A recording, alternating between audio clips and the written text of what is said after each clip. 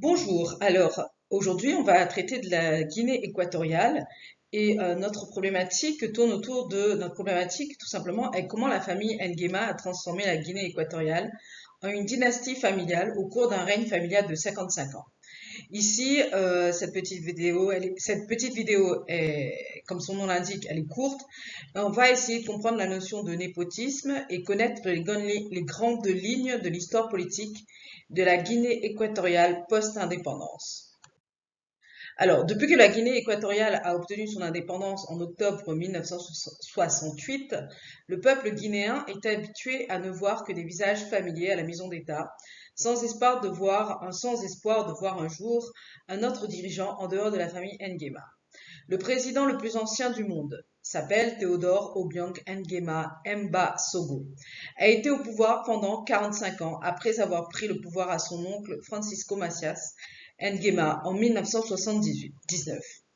La Guinée équatoriale n'a connu des moments de paix que pendant environ 6 mois après l'indépendance. Le pays a ensuite plongé dans le cauchemar de la dictature brutale de Francisco Macias Nguema durant 11 ans. Revenons sur les grandes lignes de cette histoire.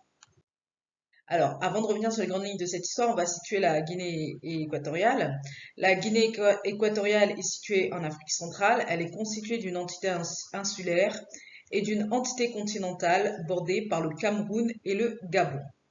Au total, la superficie s'élève à 28 000 km² pour une population de plus de 1 million d'habitants. Les principales villes sont Malabo, c'est la capitale administrative, Bata, Ebe-Biyin, Mongomo. Les langues officielles sont l'espagnol et le français.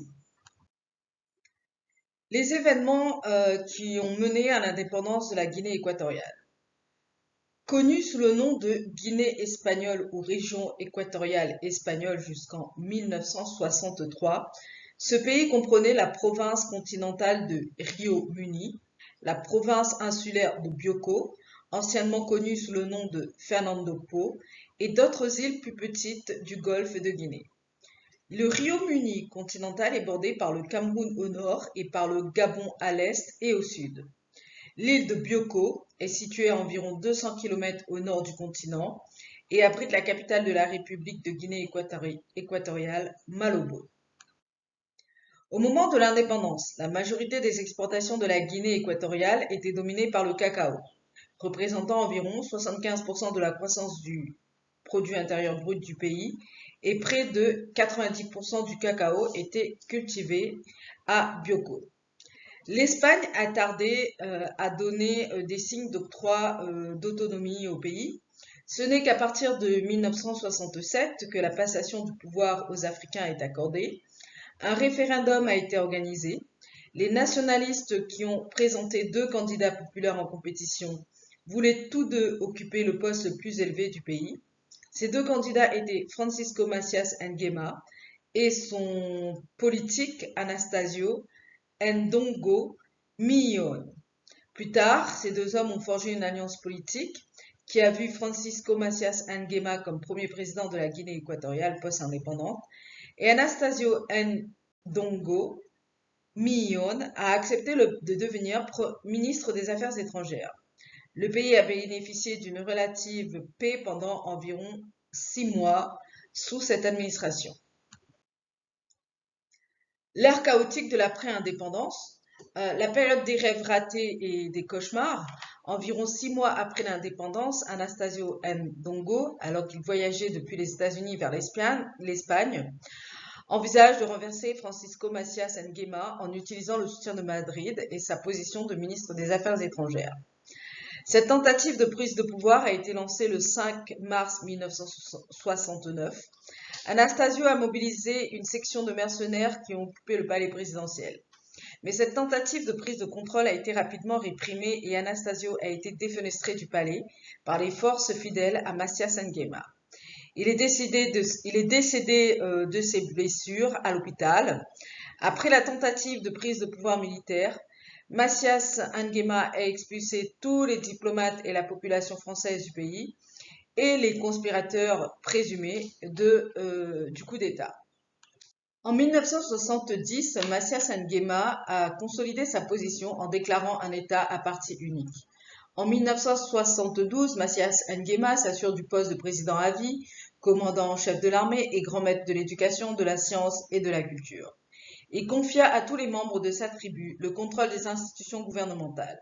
En 1978, les ministères civils et les forces armées étaient dominés par les membres de la famille Nguema.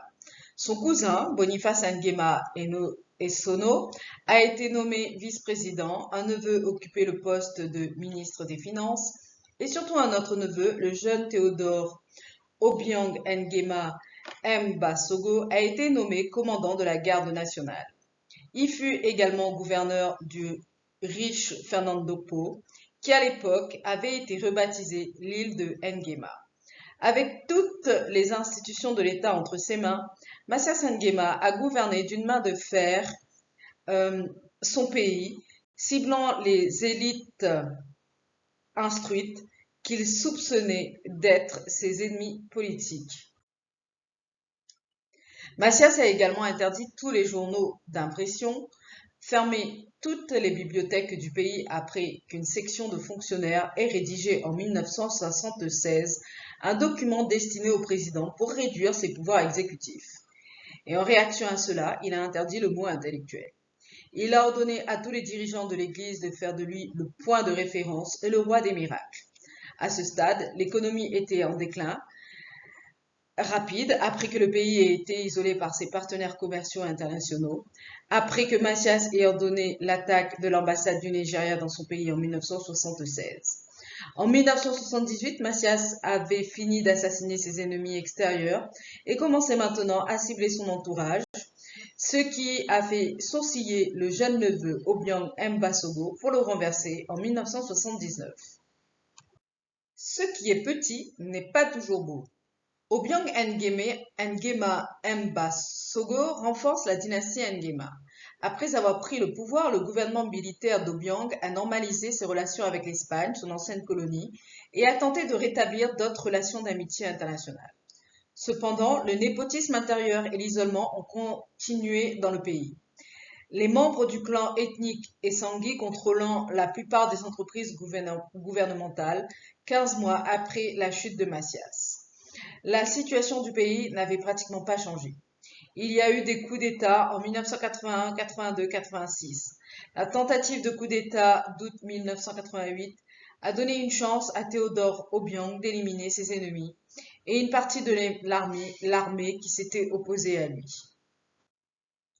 En juin 1989, il fut élu candidat unique au pouvoir pour 5 années supplémentaires, malgré les pressions croissantes dans son pays. Par conséquent, Théodore a remporté les élections dans le pays, il organise des concours et supervise lui-même tout le processus. En 1995,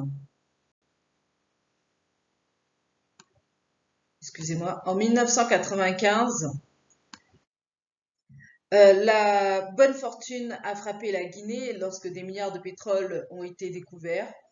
Le forage de pétrole a commencé en 1998. Cette aubaine pétrolière a donné au pays la croissance économique la plus élevée et la plus rapide d'Afrique à l'époque. Et en 2003, le pétrole représentait 75% du PIB du pays. La manne pétrolière a fait de la Guinée équatoriale l'un des pays les plus riches d'Afrique en termes de revenus par habitant. Malheureusement, ces richesses sont inégalement réparties. Le régime d'Obiang a abusé de cette opportunité pour transformer la vie des citoyens, non pas vers un enrichissement et plus de richesses, mais le pays reste parmi l'un des pays les plus pauvres de la planète. Mais la famille Nguema, elle, en revanche, a largement utilisé les revenus du pétrole pour avoir des actifs à l'étranger.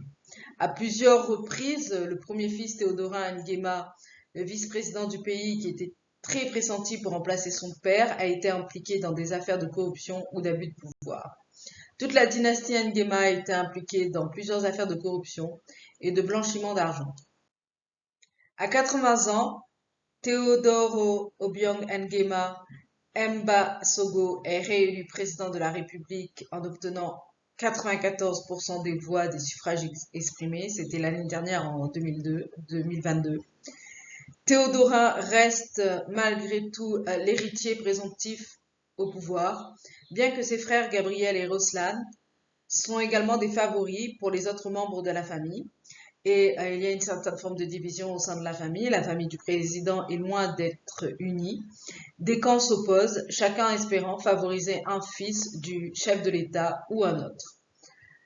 Je vous remercie d'avoir écouté cette petite vidéo. Voici la petite bibliographie avec comme auteur principal Linigé Gómez Max, qui est suisse, africaniste et qui a publié beaucoup d'ouvrages sur la Guinée équatoriale.